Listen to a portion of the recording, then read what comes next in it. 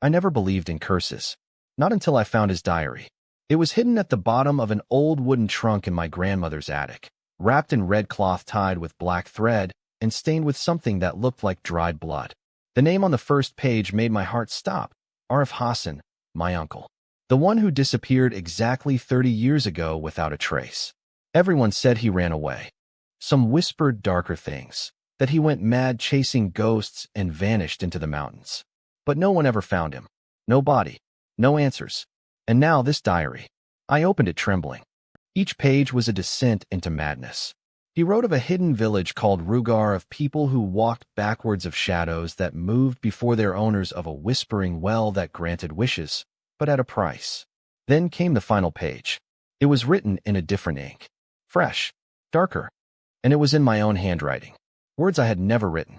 If you've come this far, you've already been chosen. Don't look behind you. A cold breath touched my neck. And from that moment on, the silence around me began to whisper. The final assignment, the sound of thunder cracked across the sky, as if the heavens themselves were warning him. June 18, 1994.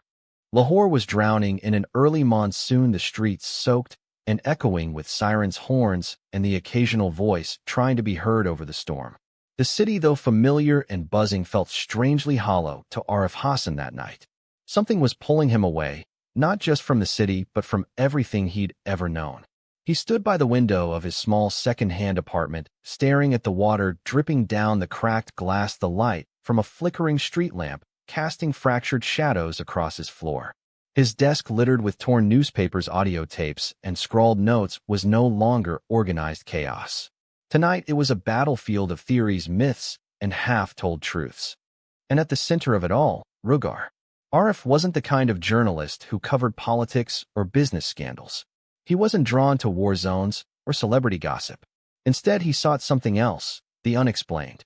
He had covered haunted villages, missing persons that the police had abandoned, unsolved murders that left towns gripped with silence, and whispers of spirits that walked among the living.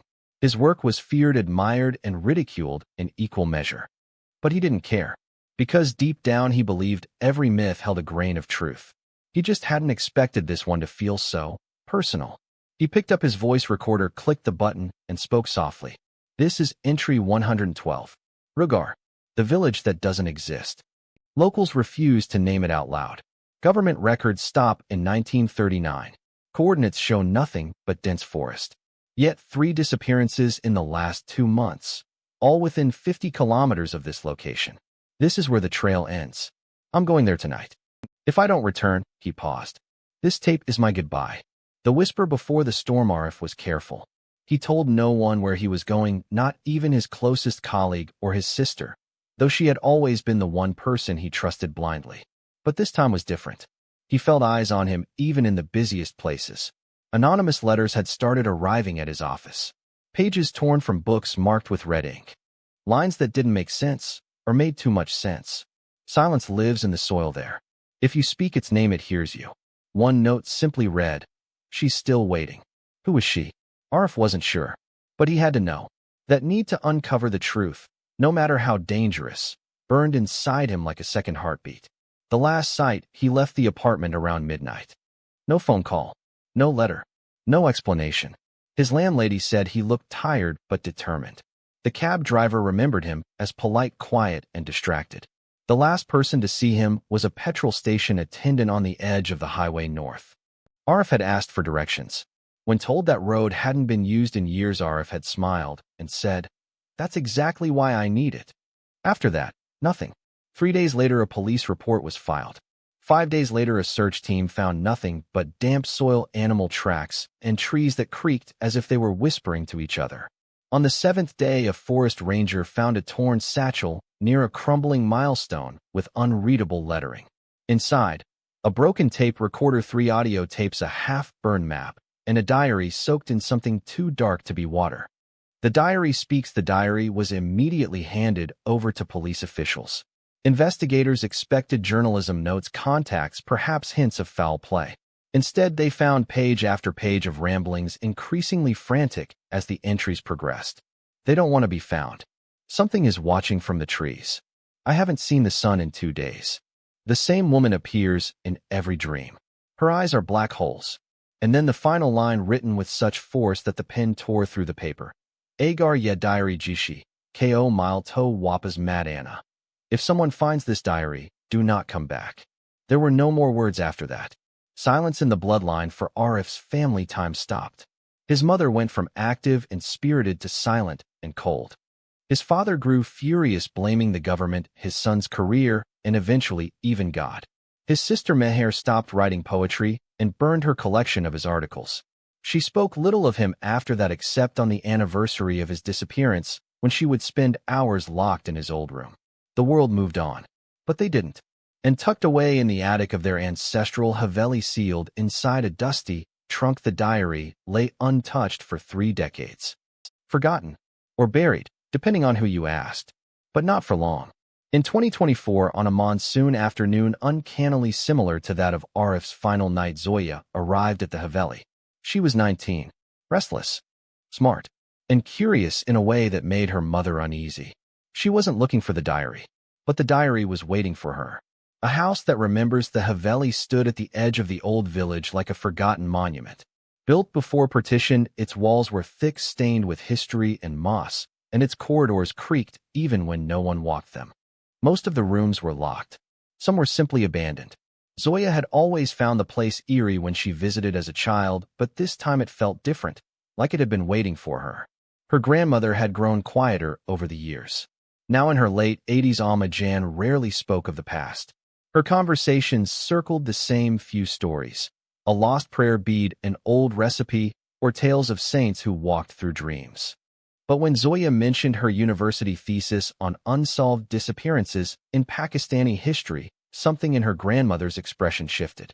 She didn't say Arif's name, but her silence said everything. That night, as the storm returned, Zoya couldn't sleep. The Haveli groaned with the wind, as if protesting the night's memories.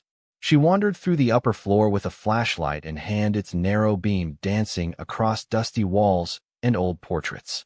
That's when she found the trapdoor in the ceiling. The attic of shadows. The attic hadn't been opened in years. Dust fell like snow as Zoya climbed the wooden ladder. The air inside was thick, stale, cold, and oddly metallic. Her flashlight flickered once, then steadied. Boxes, trunks, and cloth-covered shapes loomed in the darkness like forgotten spirits.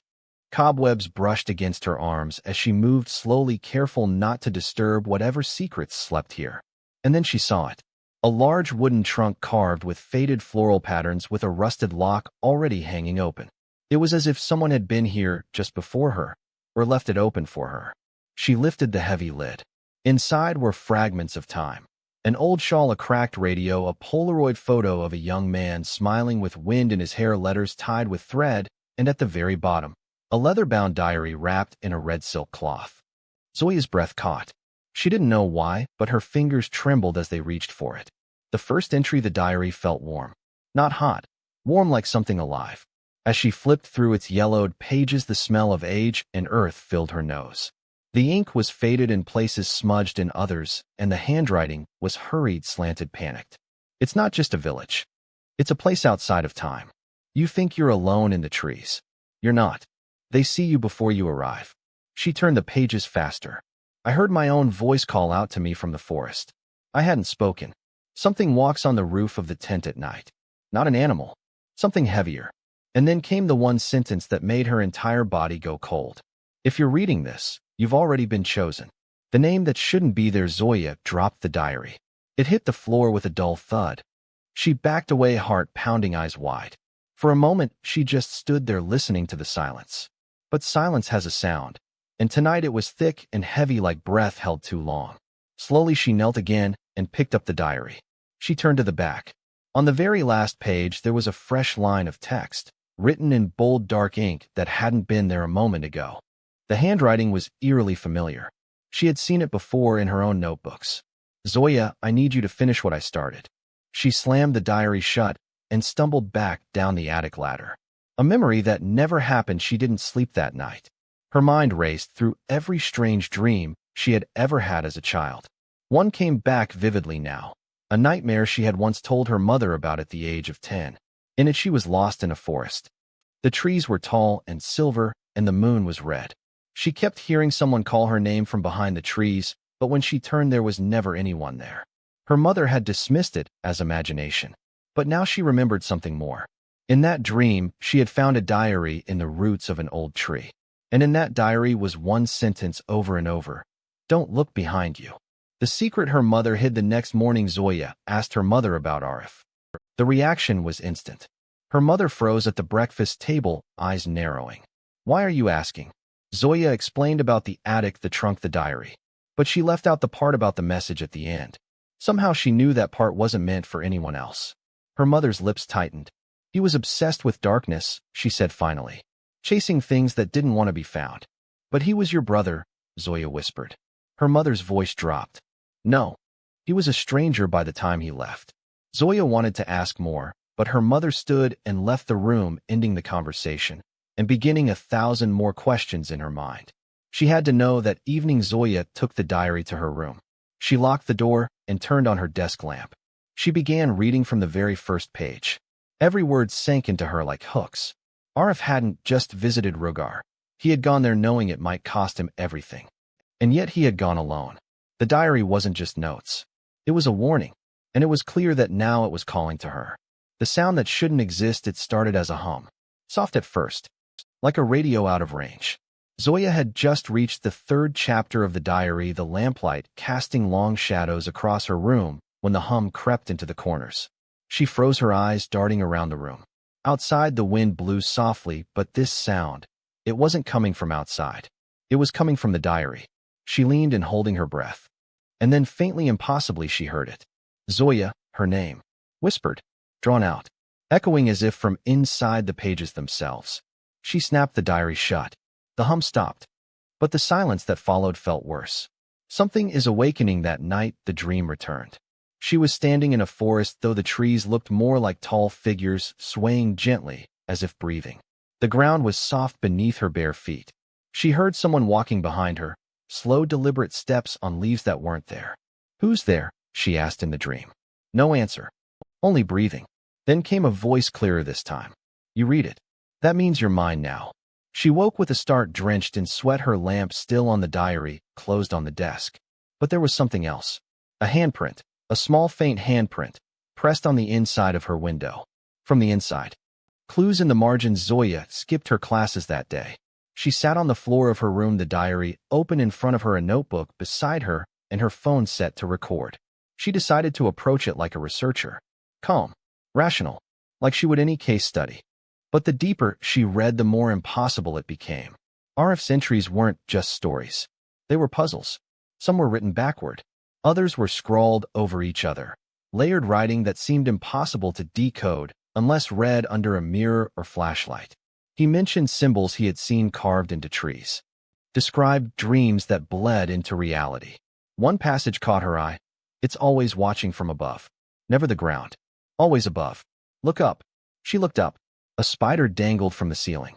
But the ceiling was different somehow. Cracked, with a symbol drawn in ash. Had that always been there? She didn't remember it.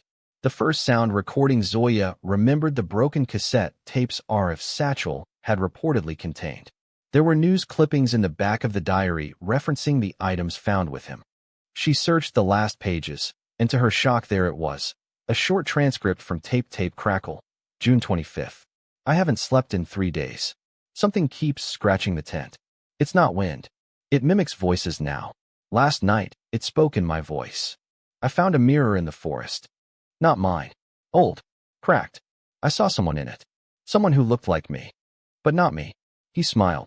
End recording. Zoya played the audio from her phone. Silence. Then crackling. And then it played the same message. Exactly as transcribed.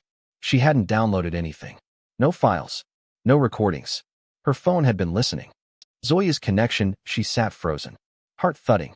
She now knew this was no longer just about her uncle. The diary knew her name. The house had begun to change. And her phone, her digital disconnected phone, was pulling voices from the past. This wasn't a haunting. It was an invitation. Something wanted her to continue what Arif had started. But what was it? Why her? And most terrifying of all, was it already too late to stop? The red thread. That evening, while flipping through the diary again, a tiny thread slipped from the spine. Red. Silk. The same kind that had wrapped the book. She pulled it slowly and felt a click. A hidden compartment opened along the back cover. Inside, a tiny folded map drawn by hand. Mountains, a river, and a circle marked deep in the forest labeled only Rugar. The circle had coordinates. Zoya entered them into her phone. No results. No satellite image. No roads. Only green. But the shape of the land matched an area not far from Murray, a region known for strange weather and disappearances. Local lore often referenced vanishing spots, places where travelers were never seen again. She stared at the map. Something deep in her whispered, "You're going to go there." And she whispered back, "I already am." Whispers in the well that night her grandmother knocked softly. "Zoya?" She quickly hid the diary. Amajan sat on the bed, her tired eyes scanning her granddaughter's face. "I heard you reading," she said quietly. Zoya stayed silent. "You found it, didn't you?" Amma asked. "Found what?" "The book that speaks in your voice." Zoya's throat tightened. "You know about it?" Amma nodded slowly. "It's been waiting for you. For years. It called your uncle too." She looked down at her trembling hands. "He said he heard a well that whispered his name. That's where I lost him." Zoya whispered. "What did it whisper?" Her grandmother looked up with a hollow expression. "It whispered, 'Come home.'" The old wooden cabin where Arian had made his temporary base in the village stood isolated at the edge of a forest. As the sun dipped below the horizon and shadows grew longer, Arian returned with heavy steps, the weight of the day pressing down on him. The wind whispered unnaturally through the cracked windows, and the wood groaned under its own age, as if protesting his presence. That night he lit an old oil lamp and opened his leather journal. His hand trembled slightly as he wrote, "Something is here. Watching. Waiting. I saw eyes that weren't human, but they weren't animal either." He paused, listening. A branch snapped in the woods. He turned sharply, but outside there was only the darkness. Midnight came. The cabin, once a place of quiet solitude, began to breathe. The floor creaked rhythmically as though someone walked inside when no one could be seen. Shadows danced along the walls, even when the lamp was still. Arian gripped the edges of the table, willing himself to believe this was just exhaustion. Then tapping. Slow, deliberate. On the window pane. Tap. Tap. Tap. He stood up, heart thudding, and pulled the curtain back. Nothing. Just the forest and the reflection of his own frightened face. But when he turned back, the lamp had gone out on its own. He sat in silence, the only sound now his own shallow breathing. A voice whispered from the darkness, "Don't write it down." Arian spun, but saw no one. The voice had come from inside the room. He grabbed his journal, held it close. Whatever he had discovered was bigger than an article or a career. It was something that didn't want to be known. That night, he wrote feverishly. Words poured out. "This place is not cursed, it's protected. Whatever secrets lie here, they're buried for a reason. The villagers, they know more. They pretend they don't see, but they do. The forest takes what it wants. Sometimes it gives back, changed." Then a scream. Not his own. A girl's scream from the woods. Without thinking, Arian grabbed his recorder and flashlight and ran toward the sound. Through the thick fog, his light barely cut the darkness. Twigs snapped beneath his feet, and every tree began to look like a figure waiting to move. He found a small clearing where the mist cleared just enough to reveal something that made his blood freeze. Symbols etched into the ground, arranged in a spiral. In the center, a doll. Burned. But its eyes were wet. The scream had stopped, but something else began, whispering in a language Arian had never heard. He recorded everything. His heart said run, but his legs remained rooted. He returned to the cabin at dawn, shoes muddy, eyes bloodshot. He locked the door and began to write his final words. Agar ya diary jishi, ko mile to wapas mad Anna. This isn't a place for answers. It's a graveyard for those who ask the wrong questions. As he penned the last line, a cold breeze swept through the room, even though every window was closed. The last sound the villagers ever heard from Arian's cabin was the high-pitched screech of the recorder being crushed, and then silence. When they finally opened the cabin days later, it was empty. No sign of Arian. Only the diary. Bloodstained. Pages torn. And that final warning staring back like an open wound. The old well behind the mosque had always been closed off. It had been sealed with iron bars and bricked shut, a quiet structure overrun by weeds. But in Zoya's uncle's diary, one sentence stood out with terrifying clarity. The sounds from the well aren't hallucinations. They're voices that don't want to be found. Zoya stood before it under a burning afternoon sun, yet goosebumps crawled along her arms. Her grandmother's old village had always been known for strange tales, but now standing here it felt as though the earth itself hummed with unease. As she peered into the well's covered top, a faint metallic scent lingered in the air. Blood? Rust? She couldn't tell, but something about it forced her to take a step back. The villagers didn't talk about the well. When Zoya had mentioned it during tea with an old woman earlier, the reaction had been instant. The woman's teacup rattled, her hands trembling. "Chirdu Beatty," she whispered. "Us jaga ka zikr binakaro. Tumhair uncle Eni, eb wahi galti ki tea." That night Zoya dreamed again. But this dream was sharper, more lucid. She wasn't herself. She was seeing through someone else's eyes, her uncle's. The dream took her back to 1994. He was holding a lantern, breath shallow, descending stone steps, spiraling downward into the very same well. But it wasn't dry. No, there were markings on the walls, old ones like claw marks or symbols, maybe both. The air was damp, each step a deeper descent into something wrong. If you're reading this, turn back. Zoya awoke with a jolt, drenched in sweat, the diary still open beside her, as if it had breathed the dream into her mind. And on the page now, there was new ink. That couldn't be right. She hadn't written anything. But there it was, a single shaky line. "It knows you're here now." The next day, strange things began. The walls in the house where she stayed began to whisper. At first it was subtle, just a faint ringing in the ears. But by the evening, when the generator failed and the village plunged into darkness, the whispers grew into words. "You shouldn't have come. He never left. The well was never empty." Zoya clutched the diary like a shield, backing into a corner.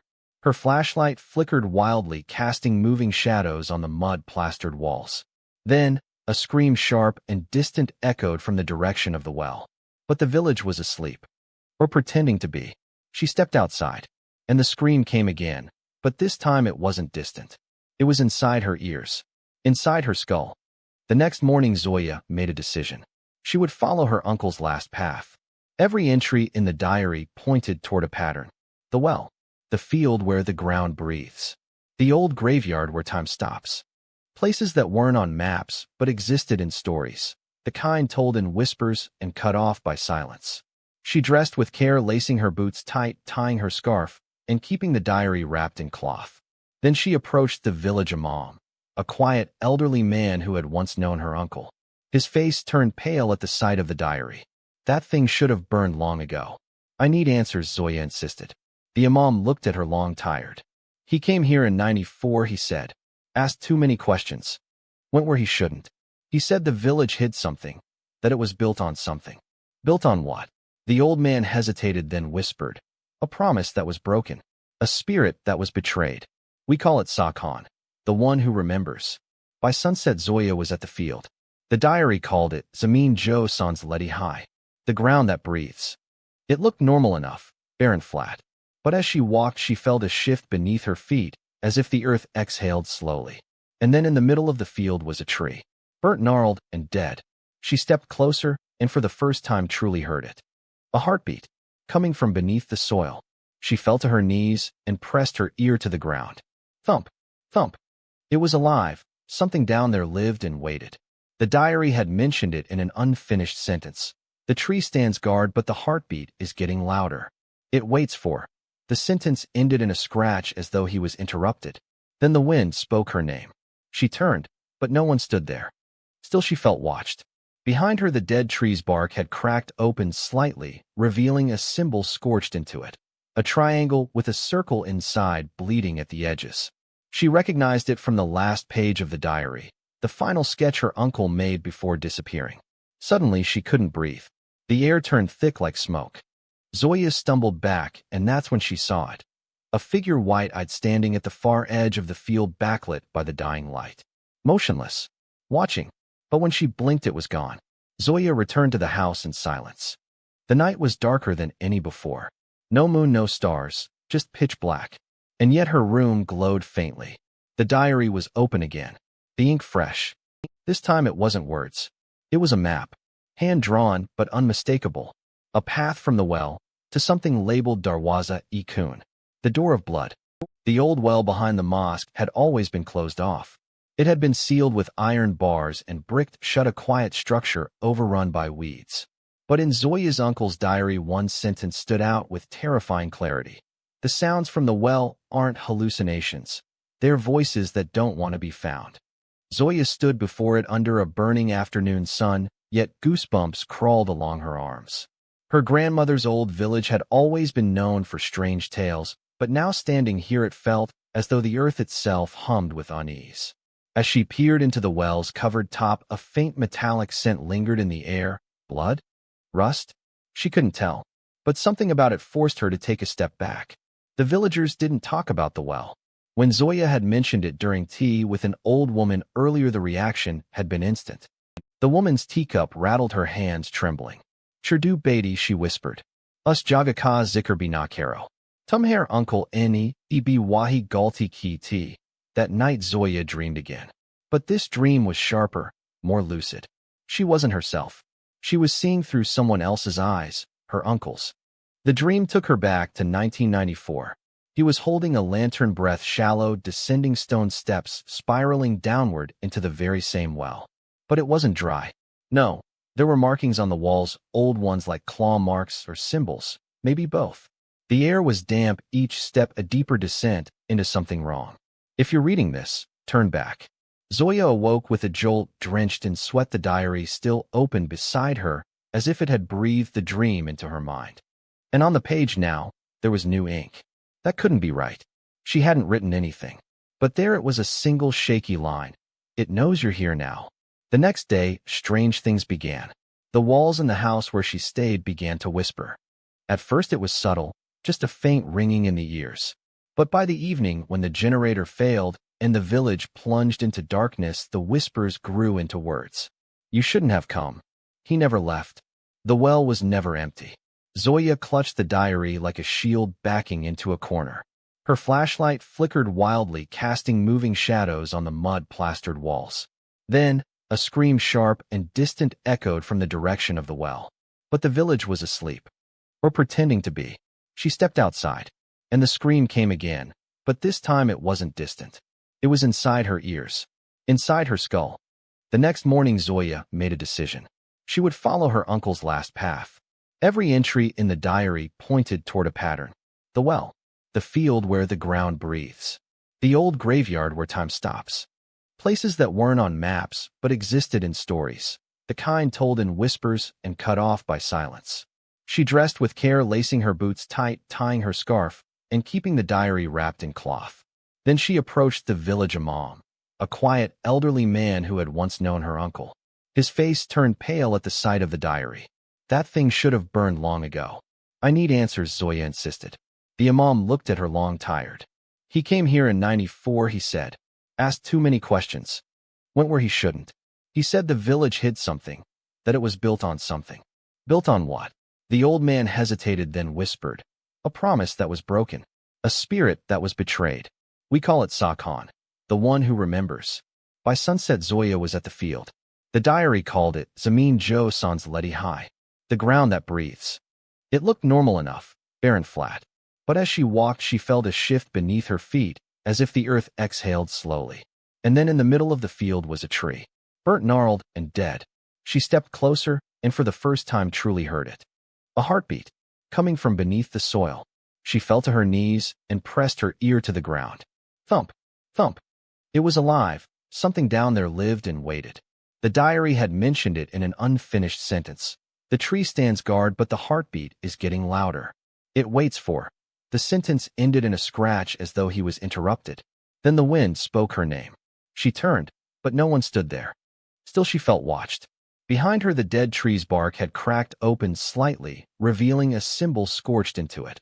A triangle with a circle inside, bleeding at the edges. She recognized it from the last page of the diary, the final sketch her uncle made before disappearing. Suddenly she couldn't breathe. The air turned thick like smoke. Zoya stumbled back, and that's when she saw it. A figure, white-eyed, standing at the far edge of the field, backlit by the dying light. Motionless. Watching. But when she blinked it was gone. Zoya returned to the house in silence.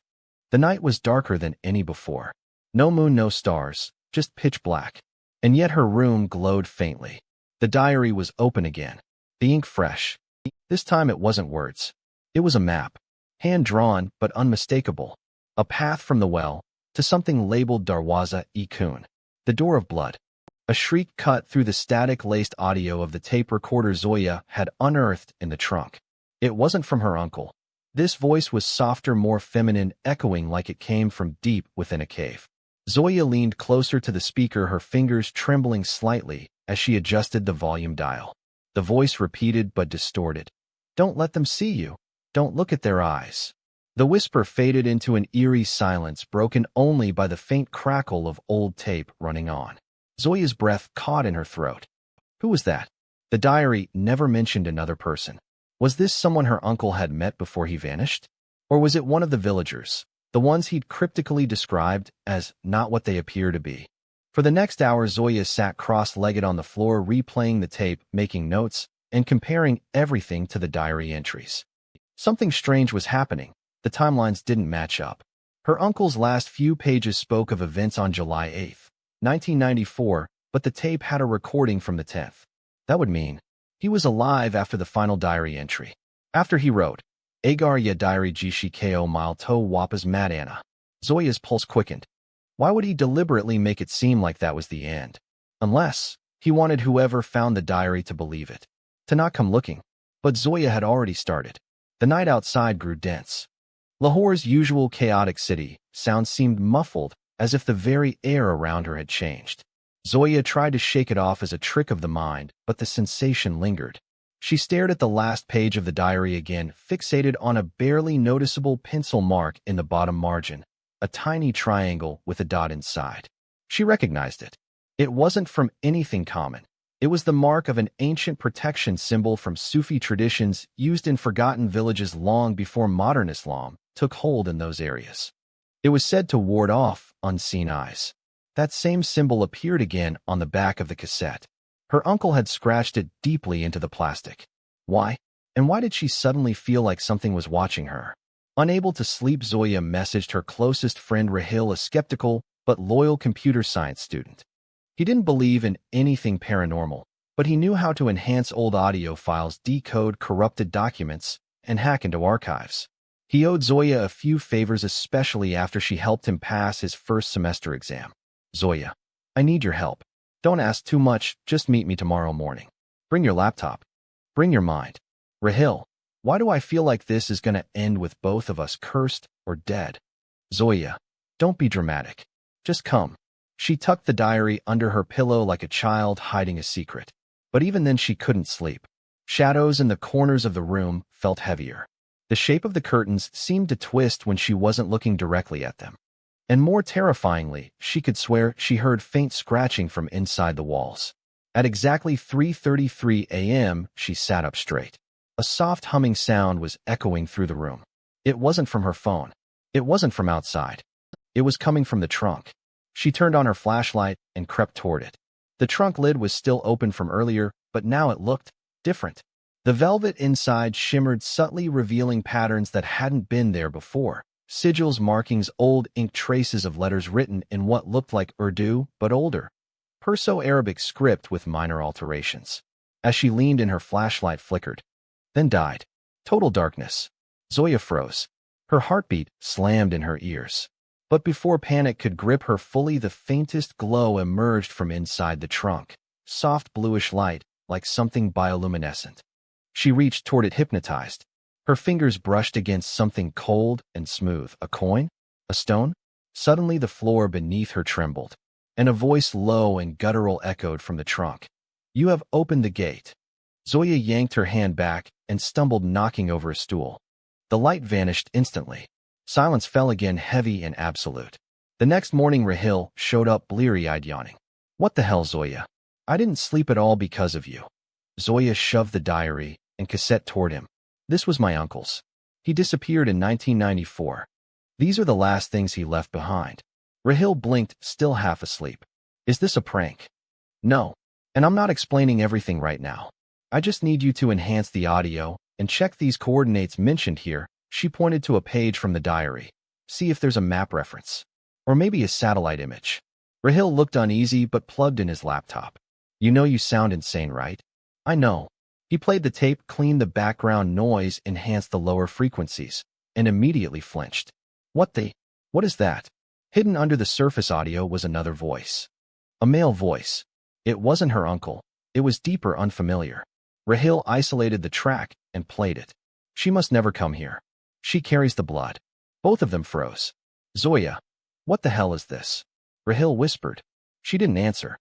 Because suddenly it all made sense.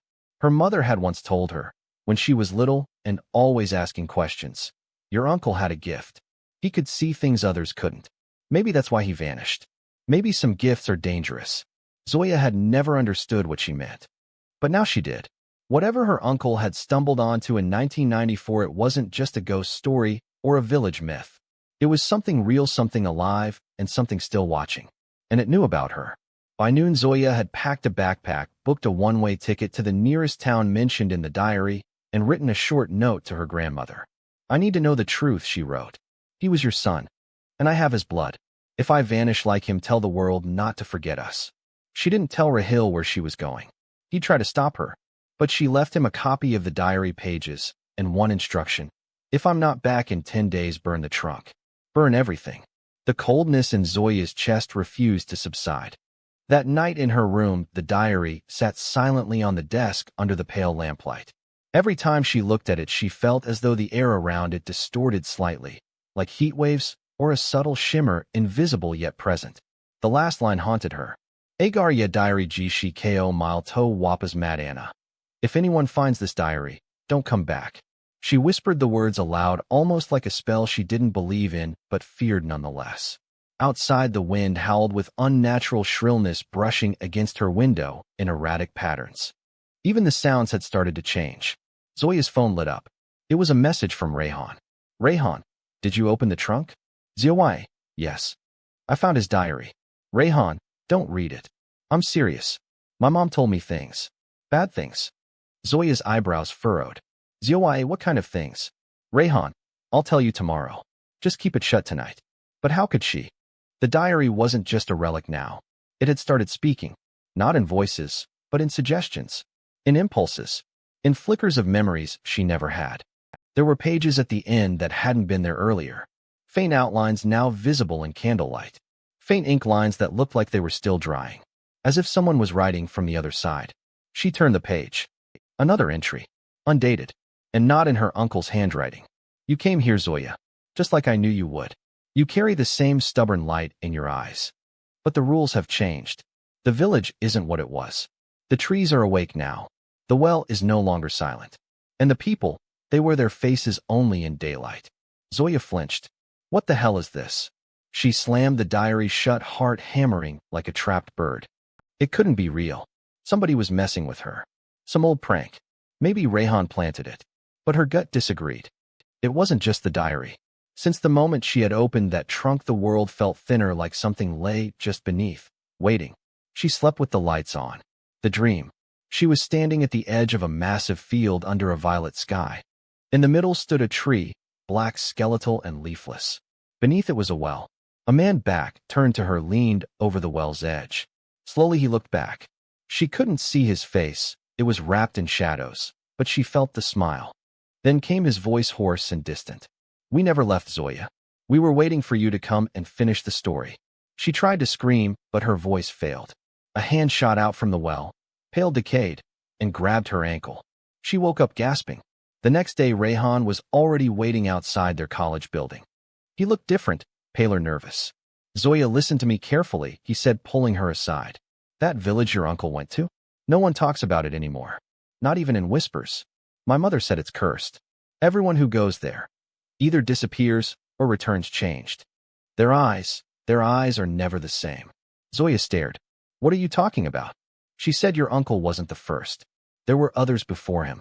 Reporters, travelers, even military ones. The village wasn't on any map after 1975. It just vanished. But those who lived near it swore it still existed. You could hear drums in the distance at night, screams that turned into laughter, and children playing when no children were there. Rayhan looked around, lowering his voice. They called it Gotgayan, the crossing village. Zoya's breath caught. That name, she had seen it. On the top right corner of one of the diary pages. scribbled faintly in red. That night she read more. I tried leaving, but the roads turned to dust. The sky remains the same shade of rust every day. Tom doesn't work here. I don't sleep anymore.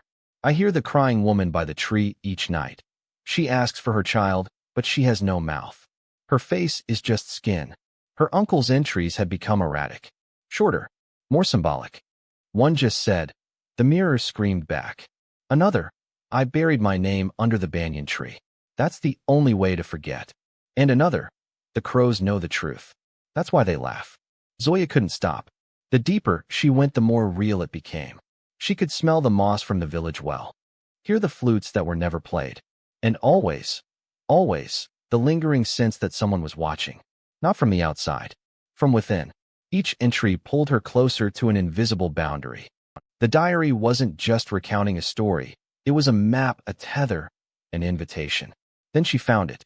The final page. The ink was fresh. Her uncle's handwriting. "You were born the year I disappeared, Zoya. I always knew you'd find this. Because you've been here before. Not in body, but in dreams. You saw the well before you could speak. The village marked you the moment I crossed over. This is not a diary. It's a door. And now it's open." Zoya dropped the book. Her reflection in the mirror behind her didn't drop it. It held the diary tightly, staring at her with unblinking eyes and a smile that did not belong to her. Her heart thundered. She backed away slowly, watching her reflection move forward. And then, it blinked not with eyelids, but with shadows. The face melted for a moment into that of her uncle's, hollowed, aged, lost. "Come find me," it whispered. The lights flickered out. Zoya screamed. Her grandmother rushed in with a lantern. But the mirror showed only Zoya now, pale, trembling. The diary lay shut. And on its cover, something new had been scratched in with a nail. "Got Gayan remembers."